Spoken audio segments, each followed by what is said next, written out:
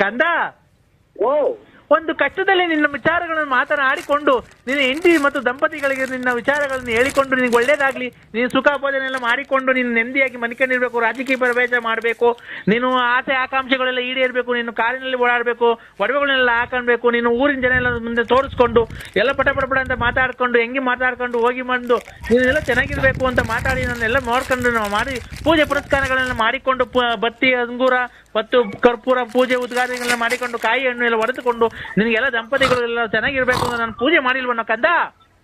ಈಗ ನೀನು ಹೊರಗೆ ಹೋಗ್ಬಿಟ್ರೆ ನೀನು ನಿಂಗೆ ಪೂಜೆ ಮಾಡ್ಬಿಟ್ಟು ನಾನು ಹಂಗೆ ಪೂರ್ತಿ ಗುಂಡಲ್ ಮಾಡ್ಕೊಂಡ್ಬಿಟ್ಟು ಎಲ್ಲ ಕಿತ್ತ ಹಾಕ್ಬಿಡ್ತೀನಿ. ನೀನು ಹಿಂಗೆ ಒಂದೇ ಸಲ ಮಾತಾಡಿ ಹಂಗೆ ಹೊರಗೆ ಹೋಗ್ಬಿಡು. ಯಾಕೋ ಕಂದ? ಉಸಿರು ಕಟ್ಟಂಗ್ ಮಾತಾಡ್ತೀವಿ, ನನಗೆ ಆಗ್ತಲ್ಲ ಅದಂಗ ಆಯ್ತು.